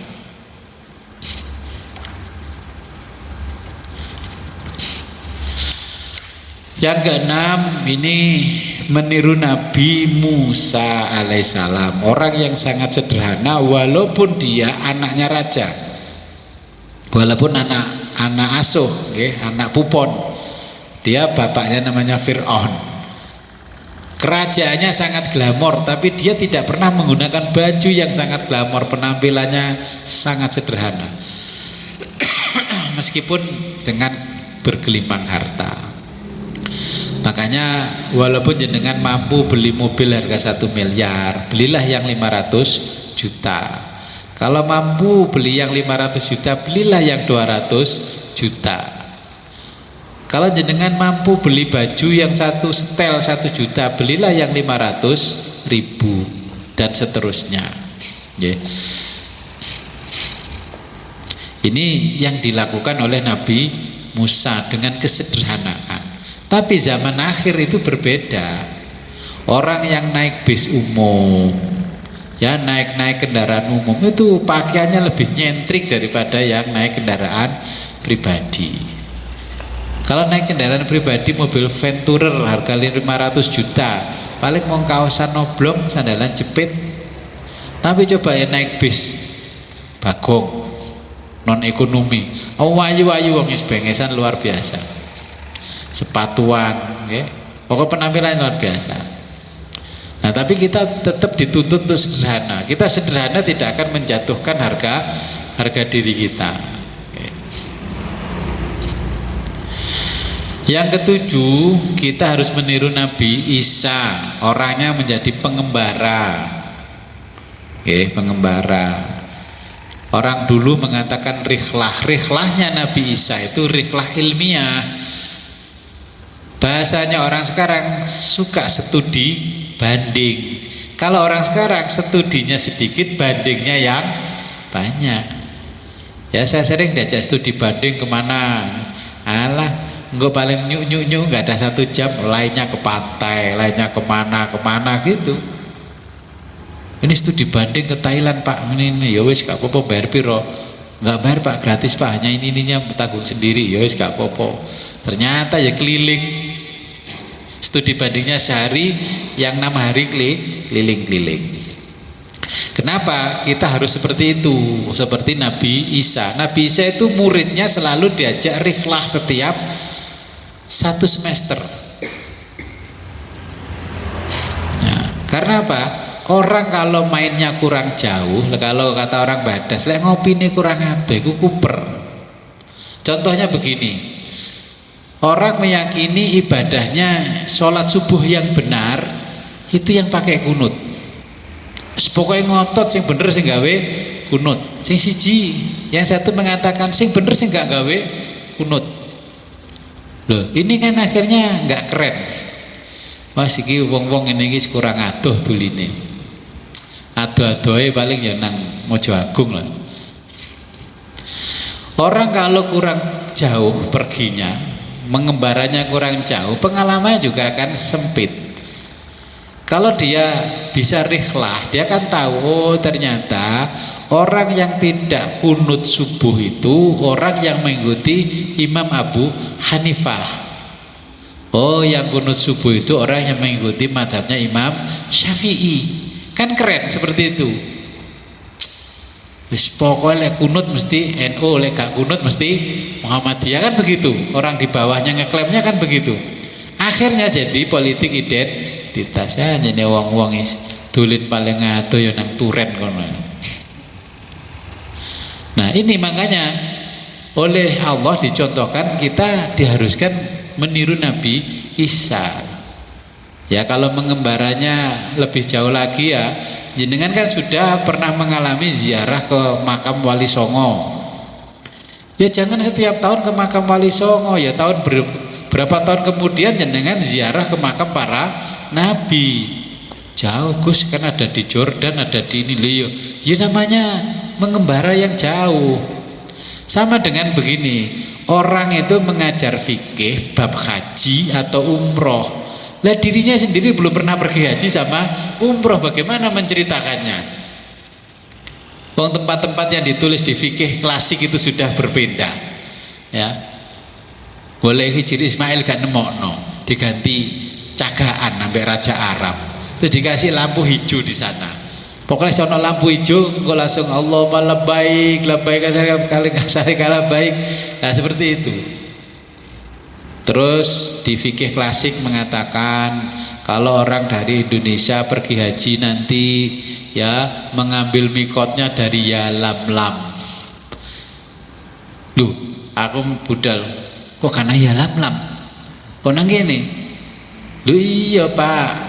Lek zaman nang Yalamlam kuwi mergo numpak perahu, ora numpak pesawat. Iku zamane mbah-mbahane awake dhewe Mbah Buyut biyen nek lunga kaji numpak perahu diterno karo senuh hulkhrunya. Turun di Yalamlam. Ya. Jadi itu berbeda. Bagaimana kita bisa menjelaskan wahyu turun di mana Gua Hira? Akhirnya kan kita hanya menjadi telling storyteller ya, hanya menjadi pendongeng saja. Cerita Gua Hira, kenapa pertanyaannya malaikat Jibril, Iqra ya Muhammad, jawabnya ma'ana biqori'in, aku harus baca apa? Terjemahnya kan aku harus baca apa? Apa sing tak waca? Bacalah namanya A'udzubillahi samil alimi minasyaitonir rajim. Ketika di pertama Iqra ya Muhammad, maca apa wong peteng kaya ngene kon maca. Lho. Wong wis karuan nang Gua Hira, zaman modern seperti ini saya naik itu gelap gulita malam. Makanya jawabannya Nabi ma'ana biqori'in, apa sing tak waca? Aku maca apa wong peteng. Orang yang kurang jauh lungone ngopine kurang adoh, akhirnya Nabi mengatakan saya tidak bisa baca. Terus diterjemahnya Nabi buta huruf. Jenengan milih mana? Nabi buta huruf apa Nabi karena apa? Jawaban Nabi ma'ana biqori'in, aku maca apa? Apa sing tak waca wong peteng? Kan gitu. Dan Allah kan menjelaskan di surat yang lain, Rasulun minallahi yatlu suhufam mutahharah. Seorang rasul dari Allah yang membacakan mushaf. Nabi kan begitu, yatlu suhufam mutahharah. Kok iso ditafsirnya Nabi itu buta huruf? Ya itu namanya ngopine kurang adoh. Ya mudah-mudahan nanti kita bisa rikhlah seperti Nabi Isa. Ya kemarin ya saya mikir gini, mari tekok ngoni pantai, bisi kan regane murah bisi, kok rikhlah karo wong-wong, jika ngaji, dolen bojo nang ngone Mojo Agung, nang ngone Troloyo, ngono sing rada adoh lah. Oke, kita rikhlah. Bis cuma isinya 40, harganya cuma sekian. Saya bilang gini, lek sakmene awake dhewe iso ngejak wong-wong rikhlah, tapi mangane kon botot dhewe yo. Sing akeh mangane timbang numpakno wong-wong.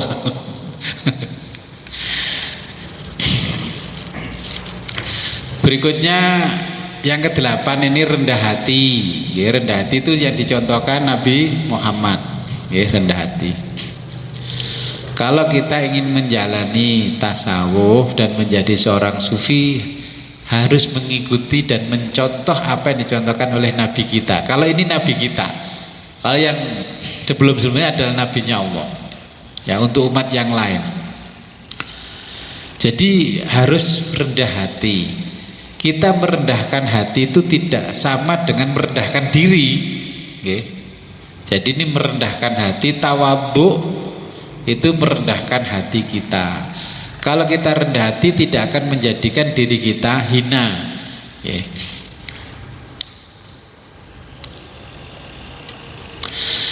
Kalau di dalam mulut kita dan hati kita mengatakan, wes sak kampung niki sing dicocoki namung kula Gus, berarti belum bisa cooling down dengan hatinya.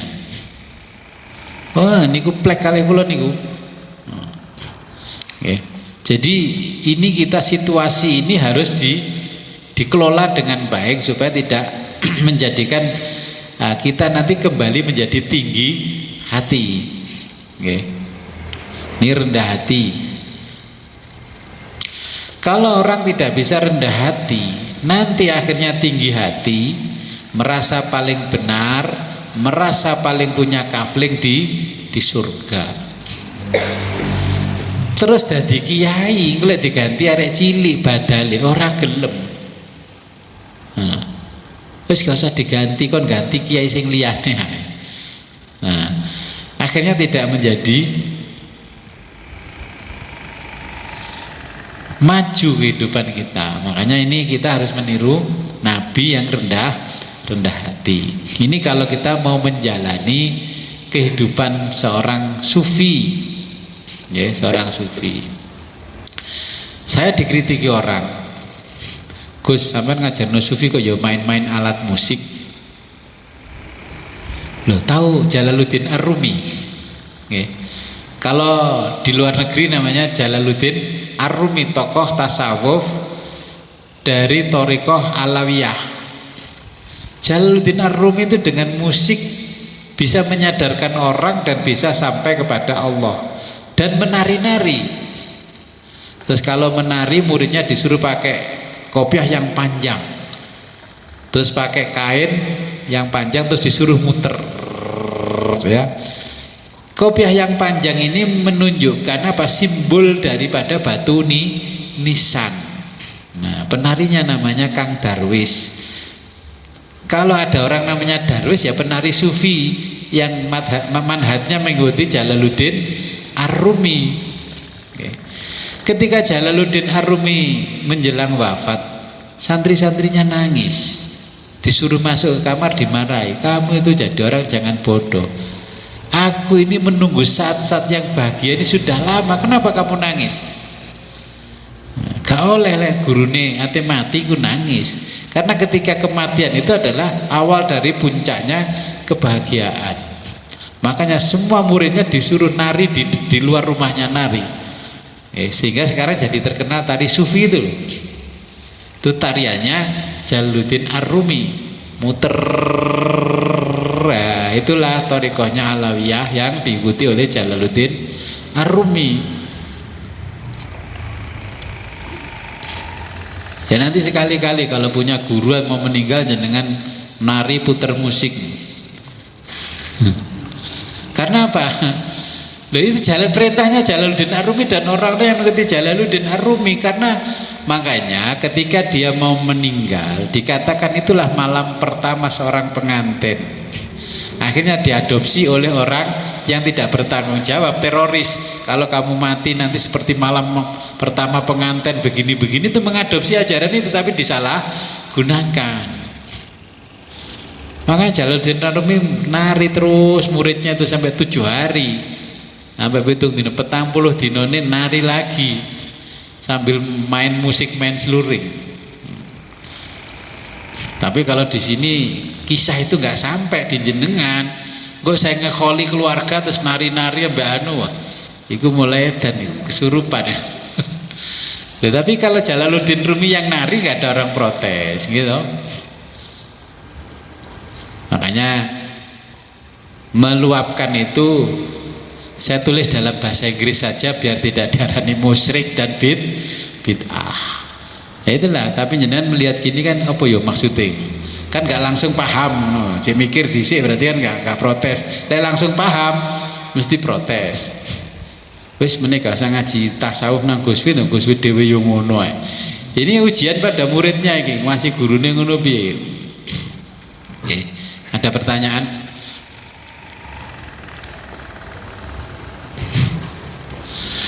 Contoh begini lho. Nggih. Carane saged ya. Anune para rasul. Nggih, contohnya memang yang pertama kita bicarakan tasawuf. Tasawuf masih tempatnya di otak, barulah sufi nanti tempatnya di hati. Makanya kalau ngaji tasawuf di kitab lain, saya kenapa harus khusus? Karena kalau belum titik tidak boleh berhenti. Kalau jenengan kan cukup 1,5 jam, harus titik. Ya. Untuk sampai bisa ke sana, ya kita harus mengikuti apa yang dilakukan oleh para nabi dan rasul. Dan sedangkan nabi dan rasul itu jumlahnya 124.000. Oke. Yang wajib diimani bagi umat Islam cukup 25. Oke. Banyak nabi-nabi yang lain. Seperti contohnya, kalau kita mengikuti Nabi Ibrahim dengan dermawan, kita akan melihat yang di sebelah kanan kita, kiri kita, kok ada orang kelaparan. Kalau orang dermawan kan gak di beras tahu awakmu. Ya berarti ya gak usah diomongi, langsung aja diteri beras.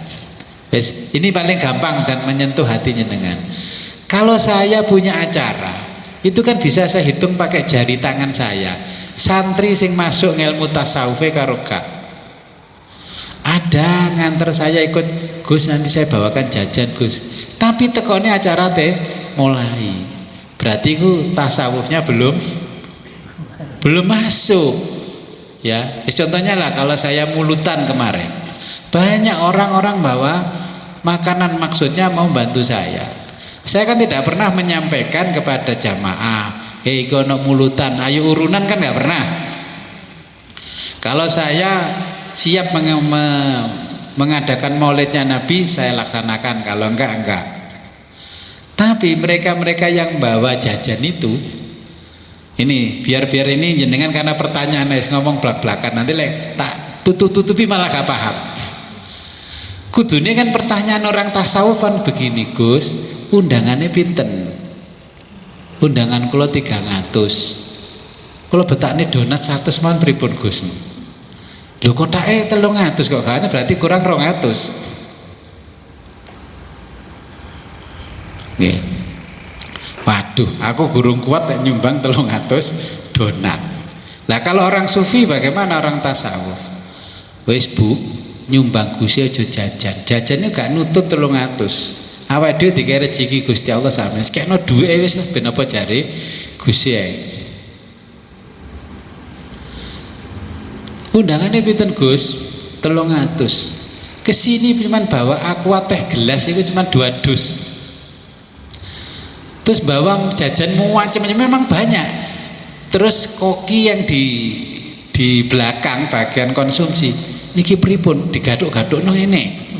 Ono akeh sak macem, luwih teko 400. Mosok ati jajane sak macem. Ini mau saya masukkan kok darani aku gak kuat tuku jajan.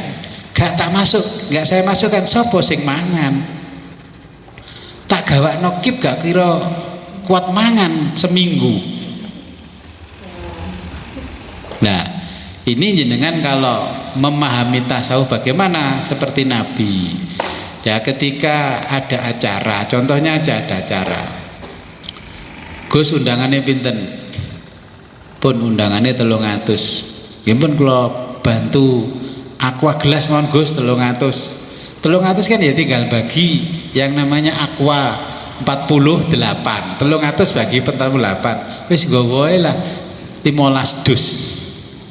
Kan itu bisa untuk semuanya.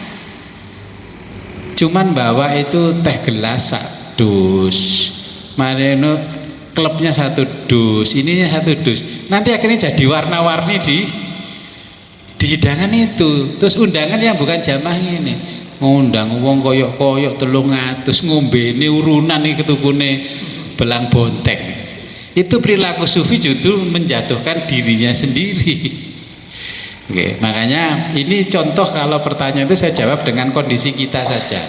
Bijaksana. Enggak kudu bijaksana wong tasawuf kudu iso simbolis. Kudu lek ate nyumbang takok, Gus undangannya pinten? 300 bah. Ham, lek 300 akeh ya, Ham. Donat 5.000 ping 300 ya. Kan ngoten cara omongan Mbak Mas Ilham. 5.000 ping 3, 1,5 juta Ham. Berarti Gusnya 300 iku dagingnya piro Ham ya tukune kira-kira. Wah berarti lek kaya mulutan wingi wong sakmene Ham, iku wis Gusnya entek daging 50 kilo. Ping 105, berarti wis ping 100 ya gampangnya. Kan 5 juta. Berarti kalau orang tasawuf wis cerdas kan tadi kan nafsu atikohnya kan harusnya main. Berarti lek ngono maulutan iku Gusnya enggak kurang dari 20 juta. Wis ngene timbange awake dhewe nyumbang gayane Gusnya gak nutut, tapi ben awake dhewe bisa berpartisipasi dengan maulidnya Nabi. Wis kayak 500 ya Gusnya. Itu kan lebih manfaat dan lebih mengena amalnya jenengan. Timbangi donat mau 50, tak lebono ndi donate. Pernah ada juga orang bawa itu keresekan gini. Nah, keluarga di rumah tanya, dilebono kotak pora. Waduh, lah iki jajan iki 1.003 enak pasar. Tidak saya masukkan ya dosa, tak masukkan jadi fitnah. Masuk sekelasnya saya itu memberikan kotaan di kotaan jajan itu isinya begitu. Nah, makanya saya itu lebih sering memasukkan uang daripada jajan. Kalau saya niatnya sedekah, saya kasihkan uang, jenengan kan bisa mentasarufkan sendiri dengan uang 50.000, 100.000. Untungnya timbangi jajan bener Gusnya ini kalau duit aja kena tuku pulsa, kena tuku ngene-ngene. Mulai iso tak tuku bakso barang. Coba kalau saya bawain jajan, paling jajan dia ngunu-ngunu aja. Nah, makanya inilah kalau jenengan mau meniru Nabi Ibrahim ya dengan murah hati. Jenengan kan harusnya bisa memperkirakan, apalagi ibu-ibu. Kalau bawa jajan ya janganlah acara kurang 1 jam baru datang jajannya. Sopo sing ati nglebokno? Saya nggak punya EO, nggak punya panitia ya. Sing di dapur ya wajahe kuwi lah sampai jenengan apal. Bu Nikmah absen 2-3 tahun karena sakit. Gitu. Nah, ini kalau jenengan tanya seperti itu. Orang tasawuf itu harus atikoh, harus cerdas. Nyumbang ndok asin pinten umi jamaah 300 burini. Kalau sumbang 150 nggih jenengan cigari mawon. Iki jenenge murid atikoh cerdas iki. Loh. Jadi saya gini gampangannya supaya jenengan bisa memahami pola pikirnya para nabi dan rasul. Para nabi dan rasul itu tidak pernah menyampaikan kepada umatnya, aku enekno acara iku entek samene. Karena apa? Memang guru sufi mengikuti Nabi itu nggak pernah diceritakan supaya muridnya ini cerdas. Gusnya gawe acara jumlahnya undangannya sekian. Wis gak usah dihitung aneh-aneh lah. Satu orang katakanlah di budget 25.000 dikalikan 300 orang. Kan kalau saya punya acara seperti mulutan 350 orang. Berarti kan makannya ya 350 orang, berkatnya 350 orang. Berarti saya setara dengan mengundang 700 orang.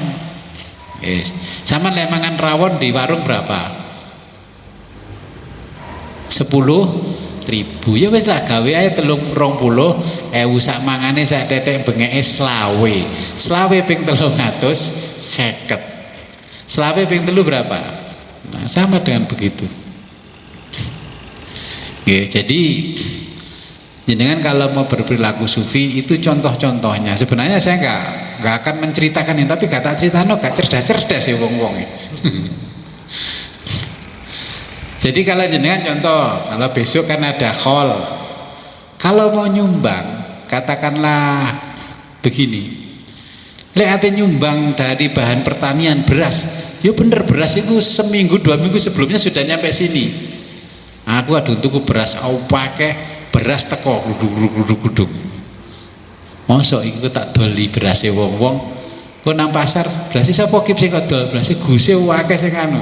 Fitnah lagi di sana, gitu. Jadi ini sebagai contoh renungan jenengan kalau mau berperilaku sufi, tidak memaksakan diri tapi berpartisipasi supaya partisipasinya juga bisa masuk ke dalam satu sistemnya. Oke. Saya kalau mulutan, anak-anak yang nyuting itu 600.000 ongkos nyutingnya saja, gitu loh. Nah saya mau syuting dewe, kalau mau aku yang di acara nyuting dewe. Oke, makanya itu saya kerjasama sama studio itu 600.000 sekali acara. Belum nanti jadi berapa video anunya itu ada biaya sendiri. Oke. Jadi kalau sufi ya seperti itu. Sufiku gak perlu diomongi, dikai bahasa simbolis ngerti. Oke. Pun Gus jenengan butuh daging pinten, niki dagingnya butuh 50, pun sing kalih kilo kula mawon nggih Gus. Ya wis lek kalih kilo aja tuku daging, kena duwe ae. Dagingnya tak tukokno bareng.